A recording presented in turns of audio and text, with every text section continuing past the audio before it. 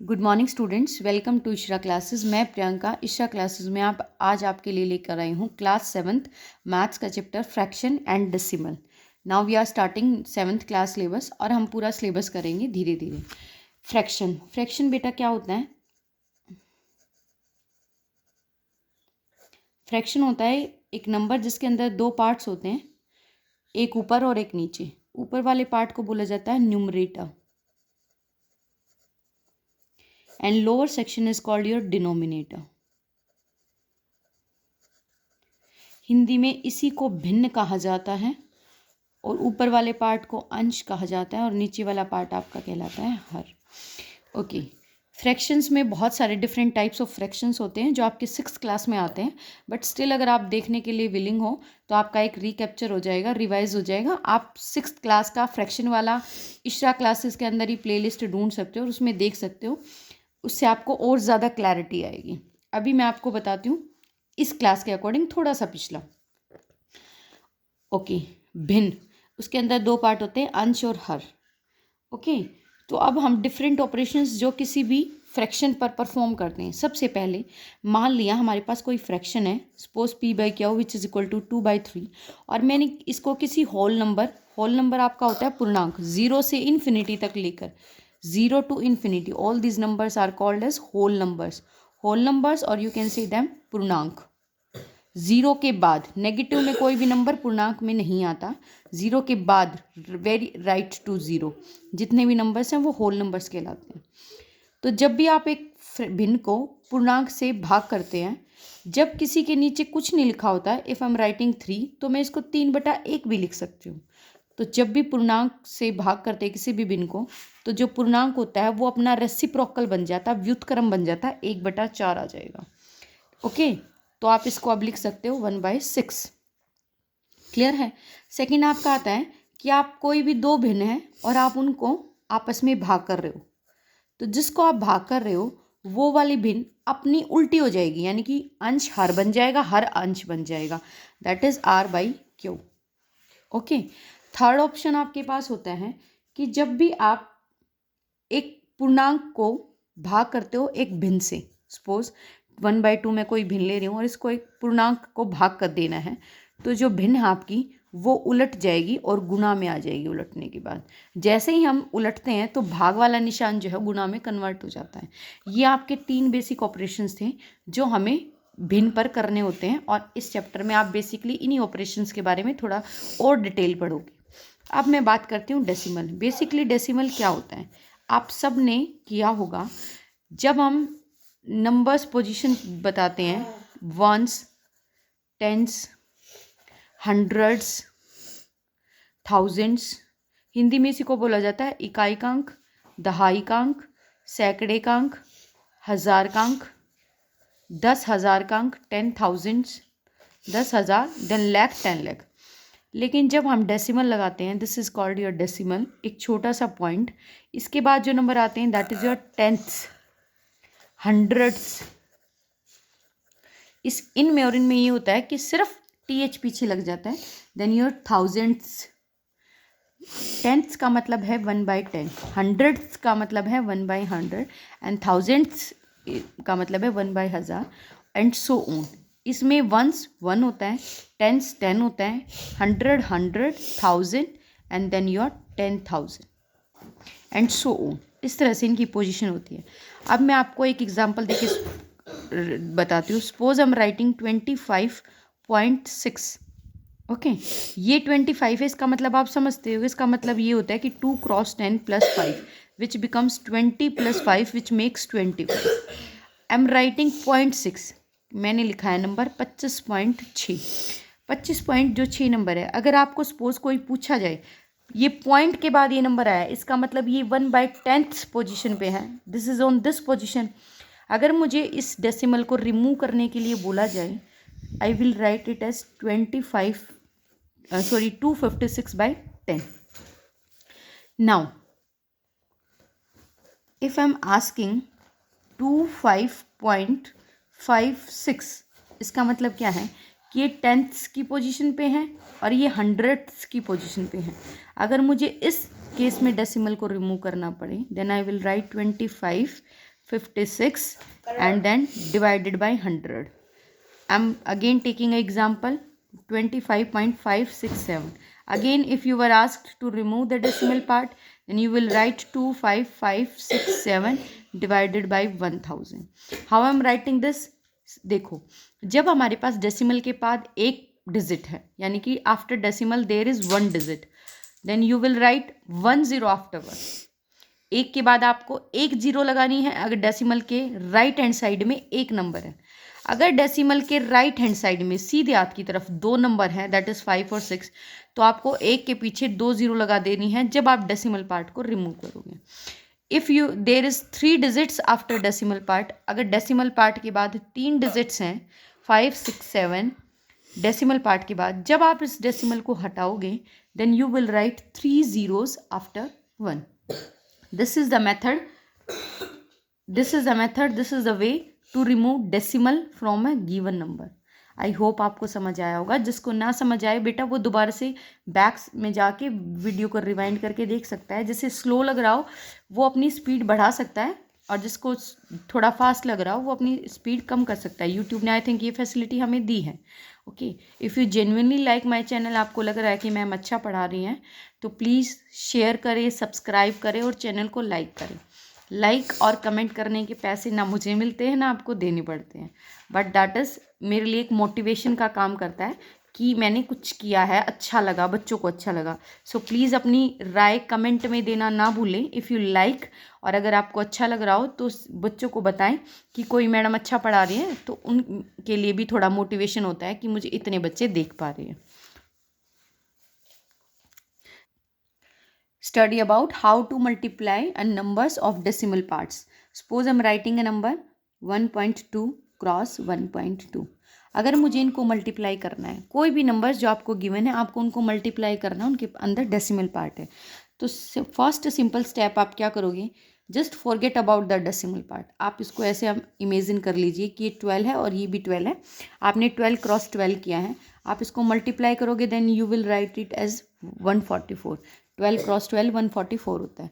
अब आप देखो यहाँ पे पॉइंट के बाद जो है एक नंबर है, यहाँ पे भी पॉइंट के बाद कितना नंबर है, एक नंबर. सपोज कोई और नंबर होता तो उसमें भी हम देखते कि पॉइंट के बाद कितने नंबर हैं. To the right side of the point, जो डेसिमल पार्ट है उसके राइट हैंड साइड में देखना, हमें ये याद रखना, इस तरफ देखना है हमें. तो यहाँ पे भी एक नंबर है, यहाँ पे भी एक डिजिट है, तो हम ये 1 + 1 कितनी डिजिट होगी, 2.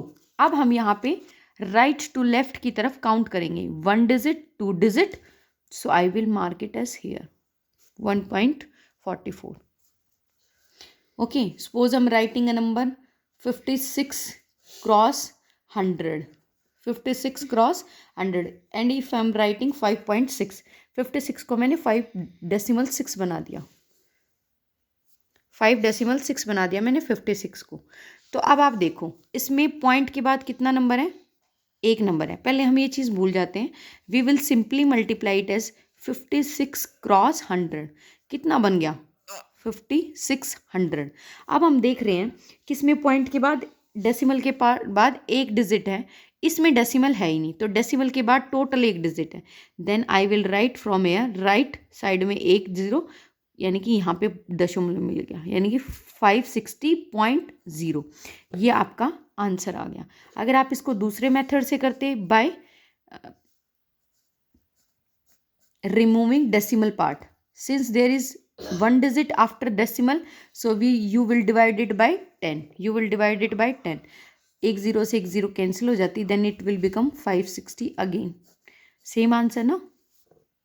So this is the way, either you will remove the decimal part from the number, और आप उसको सिंपली नंबर कंसीडर करके और उन दोनों को मल्टीप्लाई करके लिख सकते हैं. उसके बाद लास्ट में आप डेसिमल पार्ट को काउंट करके और डिजिट्स को काउंट करके और उसके बाद डेसिमल लगा सकते हैं. आप कौन सा भी मेथड प्रेफर कर सकते हैं, वट एवर यू लाइक. इस चैप्टर में आप क्वेश्चंस करेंगे. सपोज करो कि कोई लड़की है, उसके पास कोई चीज़ें हैं, कुछ चीज़ें हैं, वो डेसिमल पार्ट में दे दिया. Suppose she has 1:1/3 kilogram of potatoes. एक लड़की है, उसके पास है ना फ्रैक्शंस में दिए जाएंगे कि जैसे हम जर्नल लैंग्वेज में बोलते हैं ना कि 4 किलो आलू दे दिए या 3 किलो टमाटर दे दिए, 10 किलो हमने प्याज खरीद लिया, इस तरह से। तो इसने 1:3/4 किलोग्राम ऑफ पटैटोज़ हैं, 4 किलोग्राम ऑफ पटैटोज़ है। सबसे पहले 1:3/4 जो आपका ये एक मिक्स्ड फ्रैक्शन है जिसको मिश्रित भिन्न कहा जाता है, मिश्रित भिन्न कहा जाता है। सबसे पहले आप इसको इम्प्रॉपर फ्रैक्शन में कन्वर्ट करेंगे। 4 1 + 4 + 3 दैट इज 7। करने का मेथड ये होता है 4 + 1 + 3, 4 × 1 + 3 डिवाइडेड बाई 4 दैट इज 7/4। तो सबसे पहले हम आपको इसको इम्प्रॉपर फ्रैक्शन में कन्वर्ट करना है। 7/4 में ये कन्वर्ट हो गया, ठीक है। तो अब ये कह रहा है कि इसने मान लो इस चीज़ को 7 फ्रेंड्स में डिवाइड कर दिया। अब इसके कोई 7 फ्रेंड्स हैं, सपोज करो ये 1 फ्रेंड बैठा है, ये 2 बैठा है, ये 3 एंड 4 5 6 एंड देन 7। ओके, तो ये 7 फ्रेंड्स हैं। इन 7 फ्रेंड्स को इसको 7/4 जो है वो कन्वर्ट करना है, बांटना है, मतलब बांटना है 7/4 को इन सब में बांटना है। ओके, अब जो है ये कह रहा है कि 7 फ्रेंड्स को बांट दिया। तो अब ये बताओ कि एक फ्रेंड को कितना मिला। देखो समझने की कोशिश करना। जैसे मान लिया मैं आपको बोलती कि 7 किलो आलू है और 7 फ्रेंड में बांटे हैं, तो आप बोल देते कि हर फ्रेंड को मैडम 1 किलो मिला है। लेकिन इसने कहा कि फ्रैक्शंस में 7/4 है, भिन्न में दे दिया आपको कि 7/4 पोर्शन है और 7/4 पोर्शन को 7 फ्रेंड्स में बांटना है। इसका मतलब देखो, जब मैंने ये 1 किलोग्राम निकाला तो मैंने कैसे निकाला, कितने आलू थे 7 किलोग्राम, कितनों में बांटना है 7 फ्रेंड में, तो 7 से 1 यानी कि 1 किलोग्राम मिल गया एक फ्रेंड को, है ना। आदमियों की तो यूनिट नहीं होती। एक बात हमेशा याद रखना कि जब भी हम फ्रैक्शन की बात करते हैं, भिन्न की बात करते हैं, तो we will always prefer to have the same unit. यानी कि अगर ऊपर जैसे मैं बोलूँ 8 hours is how much part of a day, ठीक है। मैं एक बार ये भी समझ लो बात साइड में कि 8 घंटे जो हैं एक दिन का कितना हिस्सा है। तो I don't write 8/1 because this is in hours and this is in day. I will convert it in two hours. तो हमें पता है कि 1 डे = 24 आवर्स। अब ये दोनों चीज़ें जो हैं बराबर हो गई। ये 8 घंटे हैं, ये 24 घंटे हैं। You will write it as 8 घंटे डिवाइडेड बाय 24 घंटे। ओके, इसका मतलब 1/3 घंटे। इसका मतलब है अगर दिन के 3 हिस्से कर दिए जाएं तो उसमें से एक हिस्सा जो है 8 घंटे बनाता है। इसका मतलब ये होता है। लेकिन इस केस में इंसान की तो कोई यूनिट नहीं होती ना, हम वेट तो मेजर कर नहीं रहे हैं, किलोग्राम में ले रहे हैं। तो हमने कहा कि 7 किलोग्राम आलू है और 7 फ्रेंड को देने हैं, तो हर एक फ्रेंड को 1 किलोग्राम आलू मिल गया। मैंने बेसिकली निकाला कैसे, मैं ये पूछना चाह रही हूँ आपसे। तो मैंने कैसे निकाला है, जैसे मान लो 10 चॉकलेट है, वो 5 फ्रेंड्स में बांटनी है, 5 फ्रेंड में, तो एक फ्रेंड को कितनी मिलेगी। देन आई विल राइट 10 को 5 से भाग कर दूंगी, 5 दूनी 10, यानी कि जो 5 फ्रेंड है उन सबको एक एक एक एक चॉकलेट मिलेगी। ओके, आई होप आपको ये कंसेप्ट क्लियर हुआ होगा जो मैं आपको समझाना चाह रही हूँ। यानी कि जब आपको चीज़ों को बांटना है, दैट मीन्स आपको डिवीज़न पे जाना पड़ेगा। डिवीज़न पे आपको एक से बहुत सारी चीज़ें निकालनी हो तो आपको मल्टीप्लिकेशन पे जाना पड़ेगा। तो इसने कहा है 7/4 भिन्न है, 7/4 भिन्न जो है इतने किलोग्राम आलू हैं और 7 फ्रेंड है। So you will write it as 7/4। इसको डिवाइड करेंगे किससे, 7 से डिवाइड करेंगे। मैंने कहा था जब भी किसी भिन्न को पूर्णांक से भाग किया जाता है तो जो पूर्णांक है वो उल्टा हो जाता है। 7/1 लेंगे, इट विल बिकम 1/7। 7 से 7 कट जाएगा, तो इसका मतलब हर एक फ्रेंड को कितना मिल गया, 1/4। अब देखो यहाँ से ये भी करके देखो, एक फ्रेंड को मिला 1/4, एक फ्रेंड को 1/4 मिल गया।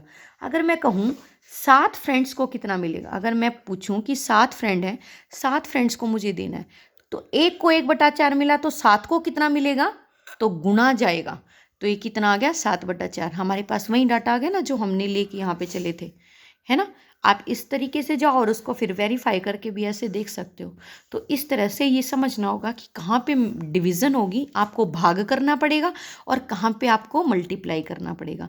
अगर हमें एक का पता और बहुत सारे का निकालना हो तो मल्टीप्लिकेशन होगा, गुणा होगी उस चीज़ की। और अगर आपको बहुत सारों का पता है और उसको अलग अलग हिस्सों में बांटना है, या एक एक का निकालना है या 2 का भी निकालना है, कितनों का भी निकालना है, लेकिन ज़्यादा से कम पे आना है, तो उसमें भाग होगी।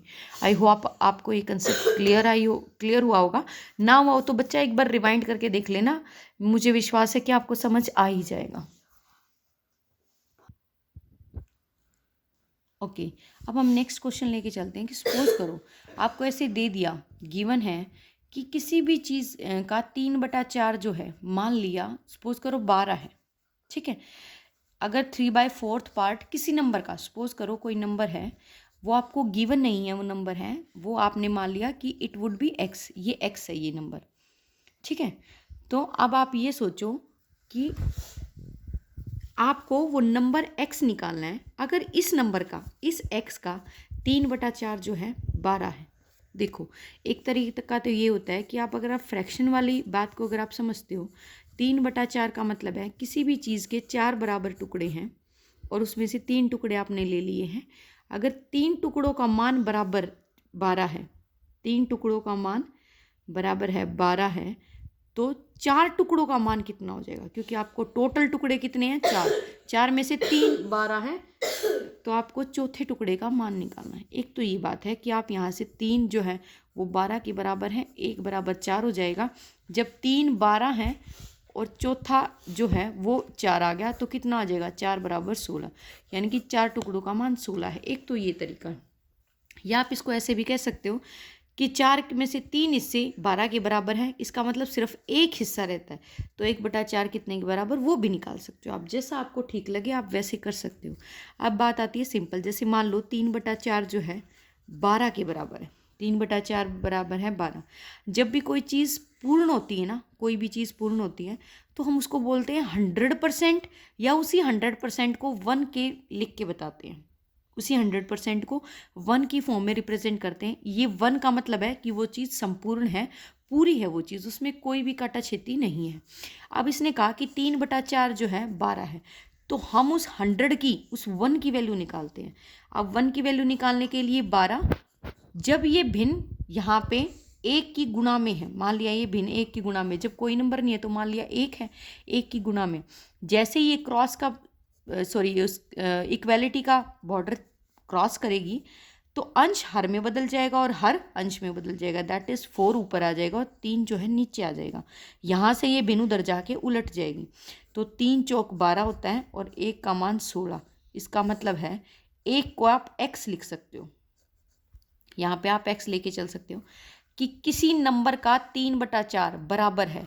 हम ऐसे बोलते हैं ना, हिंदी में ऐसे बोलते हैं, किसी संख्या का 3/4, संख्या का 3/4, तो हम कहते हैं ना किसी संख्या मतलब x का मतलब गुणा 3/4 बराबर होगा 12 की। तो x कितना होगा, तो ये उधर जाएगा तो पलट जाएगा 12 गुणा 4/3, 3 चौक 12, 4 चौक 16, तो x का मान 16।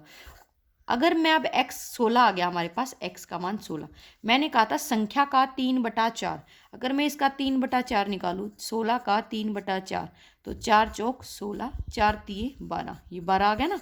कहा था ना इसने संख्या का 3/4 12, अब मैंने संख्या का 3/4 निकाला तो वो 12 आ गया। आप किसी भी मेथड से कर सकते हो, जो आपके लिए मोर रिलायबल हो, मोर कन्वीनियंट हो, आप उस मेथड का इस्तेमाल कर सकते हो।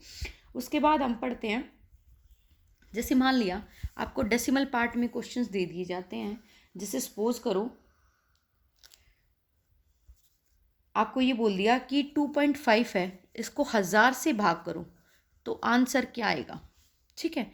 इस केस में मैं सजेस्ट करूँगी सबसे पहले डेसिमल पार्ट को रिमूव कर लो, तो ये बन जाएगा 25। इस 25 में पॉइंट डेसिमल के बाद एक नंबर है, तो एक के बाद एक ज़ीरो लग जाएगी, और 1 2 3, ये 3 जीरो हमारे पास पहले ही थी, तो ये बन गया 25/1 2 3 4। ऐसे जब ये गुणा होते हैं, जब 100 को 100 से गुणा करते हैं तो कुछ नहीं होता, 1 की गुणा 1 से 1 हो जाएगी, और कितनी ज़ीरो है ये, 1 2 3 4, इन 4 जितनी जीरो है उनको काउंट करके लिख दो। ये गुणा होती है ज़ीरो वाली संख्या के अंदर, जब सारी ही ज़ीरो, अगर मान लो यहाँ पे 2 होता और यहाँ पे 2 होता तो 2 दूनी 4, तो ये 4 हो जाता, बस इतना फ़र्क आता। तो अब ये कितनी जीरो आ गई, 1 2 3 4। अब हमें डेसिमल लगाना है 4 जीरो के उस तरफ, तो हम कैसे लिखाएंगे, 1 2 2 नंबर तो हो गए 25, लेकिन हमें लगाना 4 के उस तरफ डेसिमल, तो 1 2 3 4 यहाँ डेसिमल आएगा, तो अब हम यहाँ पे ज़ीरो भर देंगे, 0.0025 इसका आंसर आ जाएगा। This is the way. अगर आपको दे रखा हो और ऊपर वाले पार्ट में डेसिमल एक के बाद एक नंबर दे रखा है, 2 नंबर दे रखे हो और नीचे बहुत सारी जीरो है, तो नथिंग टू वरी, घबराना बिल्कुल नहीं है। डेसिमल को पहले रिमूव कर लो, क्योंकि डेसिमल जो है अनईजी फीलिंग देता है। पहले डेसिमल को रिमूव कर लो, फिर उसके बाद जो भी दे रखा है उसको सिंपलेस्ट फॉर्म में ले आओ, तो ये आपका आंसर हो जाएगा। अगर आप इस डेसिमल से यहाँ से रिमूव करोगे इस आंसर से डेसिमल को, तो आपको दोबारा से यही नंबर मिल जाएगा, अगर आप लाना चाहोगे तो। ये डिपेंड करता है आप पे, ठीक है। कई बार क्वेश्चन ऐसे आते हैं कि मानो ये क्वेश्चन आपको करना है, find the largest number, find the largest, इसके अंदर सबसे बड़ी संख्या कौन सी है, आपको ये निकालना है, बड़ी संख्या कौन सी है। ऑप्शन लिख लीजिए, इसके अंदर आपका फर्स्ट ऑप्शन है 0.0001, आपका बी पार्ट है 1 डिवाइडेड बाय 100, आपका सी पार्ट है 0.100, आपका डी पार्ट है 1/10, उसको भाग कर रही हूँ मैं 0.1 से, ध्यान से करना बेटा, 10 0.1 से, ठीक है। 0.1 ये भी एक पूर्णांक संख्या ही है, तो पूर्णांक संख्या जब भी भिन्न को भाग करती है तो वो उलट जाती है, ये याद रखना, और उसके बाद इसका डेसिमल पार्ट हटा लेना, बस इतना ही है। आज की क्लास में हम इतना ही करेंगे, कल दोबारा से मैं फिर लूँगी आपकी क्लास, हम धीरे धीरे पूरा सिलेबस कवर करेंगे ऐसे ही, okay. Please like share and subscribe my channel. If you genuinely feel कि मैम अच्छा करा रही हैं तो प्लीज़ लाइक करें, कमेंट करें। बेटा लाइक और कमेंट के पैसे नहीं मिलते मुझे, लेकिन मुझे अच्छा लगता है कि बच्चे ने लाइक किया, कमेंट किया, एक मोटिवेशन का काम करता है बेसिकली वो मेरे लिए, ठीक है। कि और स्टूडेंट्स के साथ भी शेयर करें, वो मेरे लिए एनकरेजिंग होगा, और किसी को बताए कि मैम अच्छा पढ़ा रही है, मैं बहुत बेसिक से करा रही हूँ ताकि हर बच्चे को समझ आए, ईच एंड एवरी स्टूडेंट। मेरा मोटिव यही है कि जो भी बच्चा मेरे से पढ़े उसको बिल्कुल शुरू से कंसेप्ट क्लियर हो, okay. So please like share and subscribe my channel. Thank you, have a nice day.